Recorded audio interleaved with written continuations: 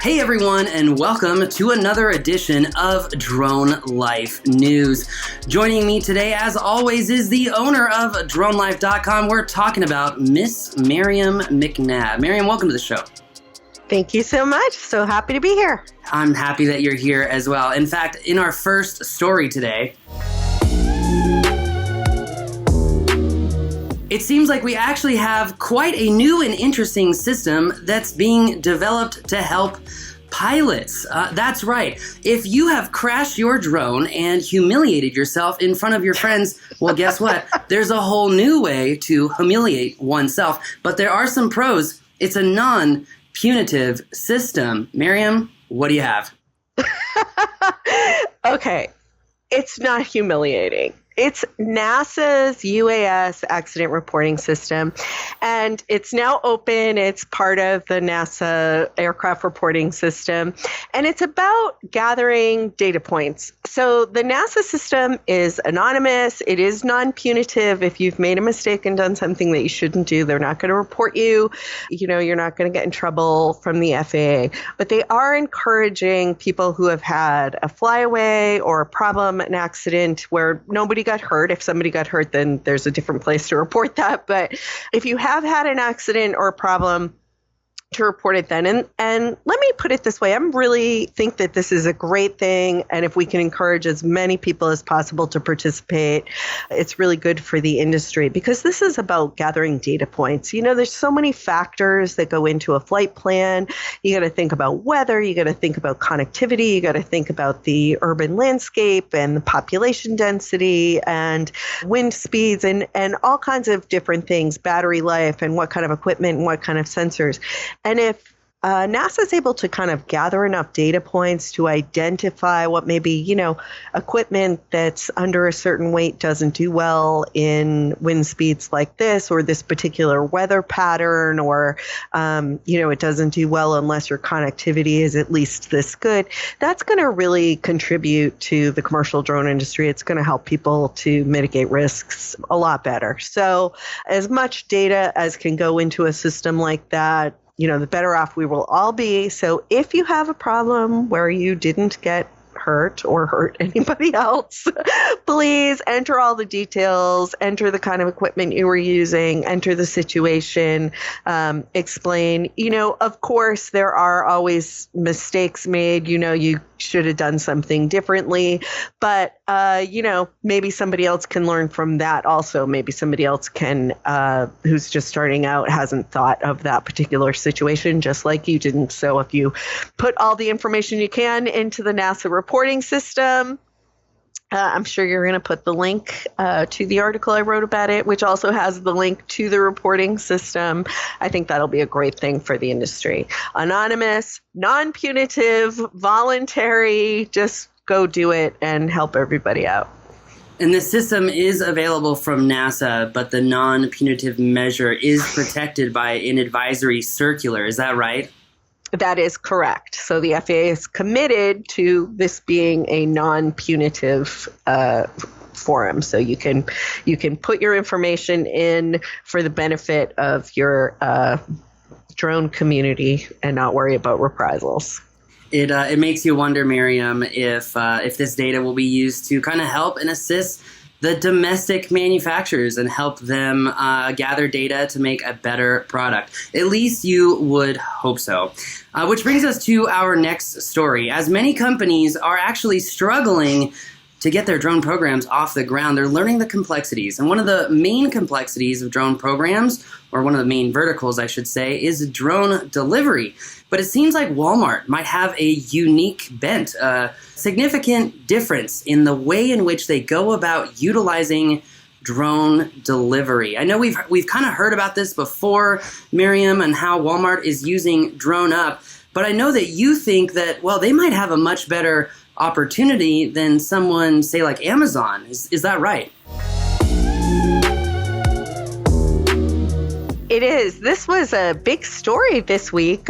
We don't know the exact amount of the investment, but Walmart announced a significant investment in drone services company DroneUp for drone delivery. And when I was writing about this story, you know, the initial announcement is just that Walmart made this investment in DroneUp to get their drone delivery program started, that they will be starting the first of their drone delivery programs at a store in Arkansas and so forth. But when I was thinking about it, you know, I've been writing about drone delivery since 2014, and we've seen sort of these large players. And so if you think about a large player like Amazon, I have written articles about Amazon being one of the top lobbyists for the FAA. You know, they've invested so much in getting a seat at the table for drone regulations, and they have invested in building an aircraft. And that's not a core business for Amazon, you know, building an aircraft. Amazon has a lot of delivery mechanisms. They're not building their own vans. They're not building their own trucks. They're not building their own manned aircraft. But they have had to build their own drones, partly because they were pretty far out in front of the curve on this. You know, they first started planning for drone delivery before there were a lot of commercially available options. But they have a lot of sunk costs in those aircraft, and you know, the primary fleet only got approved by the FAA in 2020. So they you know, at the same point where there were many other delivery vehicles on the market. And Amazon has another problem. You know, Amazon has a couple of big, huge warehouses in the country. And you can't fly a drone from their warehouse to where I live in the state of New Hampshire. You know, you can't do that. So you have distance limitations. You have BVLOS flight limitations. You have limitations. You can't do that. So Amazon has to figure out a way to get their product next to their consumer in order to really effectively do same day within a same hour drone delivery. And they have come up with all kinds of creative ways to do this. You know, I have written about patents from Amazon, all kinds of things like drone charging stations on top of moving trains, or they had one that was like a giant satellite warehouse that would just be floating up in the air, and then they would send drones out from that warehouse, and all kinds of creative and fascinating ideas. But it's still a problem that needs to be solved. How does Amazon get their product closer to their consumer? You look at somebody like Walmart, 90% of the U.S. population lives within 10 miles of a Walmart. They already have their supply right next to their consumer. Walmart has no sunk costs in aircraft. You know, DroneUp has always used kind of best of breed, whatever's available, commercially available drones that work for the purpose. They're okay with that. You know, whatever the delivery mechanism is, they've taken a best of breed approach. When I called DroneUp to talk about the investment, they said, you know, we are looking forward to hiring, acquiring, and partnering with the best in the business to scale out our operation for Walmart. So I think this is a great opportunity for Walmart. I think Walmart's much closer to being able to actually achieve this because of that, you know, benefit of having their supply close to their customer.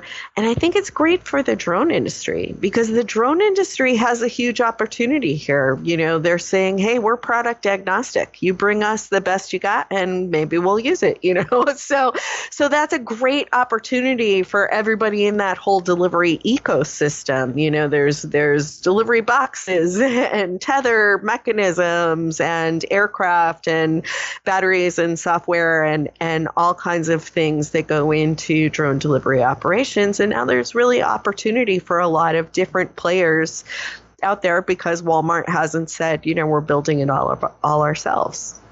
Wow, very fascinating. I mean, you mentioned the fact that Amazon Prime Air got their 135 certificate approval just last year, which kind of begs the question, where is Walmart going with this? Is this a 107, you know, operation? Here at DroneU, we had written about how 107 drone delivery could actually occur, and there are some limitations to it, but it definitely begs the question, Miriam, is this a 135 operation, or is this a new kind of Frankenstein approach to the 107 drone delivery? Not a lot of details at this point. So we'll have to see how that all plays out. I don't know if it's going to be what I have seen sort of talks about a last mile. I don't know if it'll be like a middle mile thing to a depot to start with. Really don't have a lot of details on that yet, but I'm excited to see what happens. I'm just waiting for the day for us to have, urban air mobility Amazon trucks. And instead of the ice cream truck playing its little jingle coming down the street, I'm ready for the Amazon truck to fly in and say, get all the cables that you need right now while we're here before we fly away. I cannot wait for that. It's funny. I have a dog. I have this rescue dog, and he's the cutest little thing, but he absolutely loathes delivery trucks. He really has issues. I don't know. And so the Amazon drivers are terrified to come to my house because my little 15-pound dog has these like little flashing teeth and everything. I can only imagine what he would do. The Amazon drone comes to call. Oh, wow. There Yeah. will be some damage. maybe the drone being so big, maybe it would scare the little puppy away. I don't know. But it would be fun to find out either way. Which brings us to our next story. It seems like Google Wing, which if many of you remember, were actually proponents for drone pilots when it came to remote ID, one of the few voices in the industry to speak up, and to speak up in a way that I feel like many companies were simply afraid to do, which makes you wonder why, right? We're a country of conflicting opinions, and we are a place where we're supposed to come together by discussing those opinions. But I digress, Miriam. It looks like Google Wing, though, is making a lot of drone delivery progress outside of the United States. What's going on here? Well, I wrote this article and I thought that it was actually an interesting point to discuss. So I have a lot of respect for Wing. As you mentioned, Wing was one of the few commercial companies to stand up when remote ID was first came out with the first version and said, hey, we really believe in open skies for all. So we really feel that you need to do a better job of including recreational pilots in this. And they were really one of the very few commercial operations to do that. And I think that they have been very consistent in their messaging, open skies for all. And so the story that I wrote this week was the Wing participated in the UK's Catapult program. They were doing a demonstration of unmanned traffic management, and part of unmanned traffic management is remote ID. As you may know, the UK and Europe have really taken a different approach to remote ID than the current US rule indicates. So the current U.S. rule, of course, is broadcast only. They eliminated the network requirement. I think there's some flexibility in the wording, so we'll see how everything evolves. But it is a different approach than the UK has taken, which does account for network ID. And when Wing wrote this blog post about their participation in the UK Catapult program, and I wrote about it subsequently, they really said, this is really an example of the benefits of a network ID system. And they kind of pointed out that it gives people the opportunity to see a lot more about flights in crowded airspace. You can see, okay, this is an emergency flight. This is the purpose of the flight. It gives a lot more of an opportunity to share information and work as a cooperative system. And those comments were sort of interesting to me. It kind of gave me the opportunity to look back at what they had written about sort of the drawbacks of a broadcast-only ID system. Their primary concern was for privacy. They felt that there would be too much information about consumers, really. If for example, let's just say, somebody sees a CVS drone coming to my house all the time, they might make particular assumptions about the products that I'm purchasing or something like that, which in general society, we don't accept that level of privacy breach. I don't want people to necessarily know exactly what I'm doing and what companies I'm ordering from all the time. So their concern was that broadcast ID, while it would be effective for sort of defense purposes, for defense and enforcement purposes, it might not contribute as much to safety, and it might cause privacy concerns. So it was interesting to see as they do continue to collaborate and cooperate on unmanned traffic management system, cooperative systems, over in Europe and the UK, they are sort of continuing to say, listen, including network ID can actually have a lot of benefits, and they're pointing that out. To clarify, in the Google Wing comments when Remote ID came out, they were saying that the broadcast only provision as published would have unexpected consequences. So correct. It would be very interesting to hear now that broadcast can only be seen by law enforcement, etc. I would be really curious to hear their position. But I will say, we're a big proponent here for recreational pilots, hobby pilots. We got to be real, Miriam, right? We all started somewhere, We all started with a love of flight. And so by not supporting everyone, it could, prop up problems, etc. But, you made a really good point in pre-show, and that is, is that the issue of, not supporting hobby recreational pilots, is that an issue or a consequence of previous decisions by certain agencies and bodies? And it's a very, very interesting point, Miriam. I mean, we are in a very unique point in time. But when it comes back to what Google Wing is doing in the UK, is their success kind of enabling the testing of Remote ID in the UK? Is Remote ID in place in the UK yet? No, I think that these are still projects. I mean, I think we're still in the project stage. We're still in the trial stage, in the consortium stage, where people are sort of gathering data and sharing that data to build it out. And so the UK Wing system, the Catapult project, was essentially like a proof of concept that proved the ability to do drone delivery within that network Remote ID system. Is that right? Well, actually, the Catapult program was a demonstration. So it included a lot of different commercial drone activities, a lot of different players. It was a larger consortium sort of saying, how could this all work together? How could we sort of function in an airspace where a lot of different drones are doing a lot of different things? How can we deconflict? How can we cooperate? How can we manage this traffic effectively? I just have to say, Miriam, it seems like, as this is our second show, there is still a trend developing, which is innovation and development happening outside of the United States. Well, I think that we have gone a long way, and maybe in different areas, but it's interesting. We have, the U.S. has some advantages and some disadvantages. So we, unlike Europe, we don't have to get a whole bunch of member states to agree on something, which is obviously, I would think, very challenging, right? I mean, it's challenging for anybody. But at the same time, we certainly have the busiest airspace in the world. So it's very hard to balance that. I mean, there we are. We have the busiest airspace in the world. We have an amazing safety record.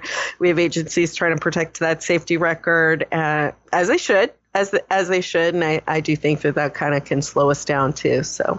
Yeah, definitely. Well, in all this drone delivery talk, it brings us to our last story, which is actually it's Amazon Prime Day. And for many of you business owners out there, whether you are entrepreneurs or whether you are pilots working for a company, today and this week is really the day to pick up all those consumables, all those accessories, and anything that you might need or that fits into your amortization schedule. So if you're like me, you buy batteries every year, you buy ND filters every year, you buy SD cards every year, you can save an awful lot of money if you buy them this week. Now, in order to take advantage of these Amazon Prime deals, you do have to be a Prime member.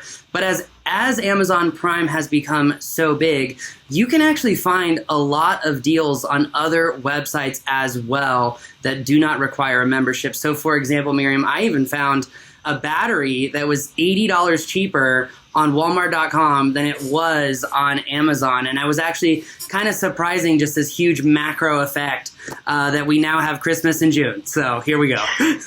Okay. So now are you going to get that battery delivered by your drone batteries delivered by drone? It might be faster if I just fly my drone over there and say, put package here and fly it back. Actually, I just wrote today, Teledyne FLIR is having a huge sale too. So if you're going to make a bigger investment into some thermal imaging, that's for sale too. Oh, cool.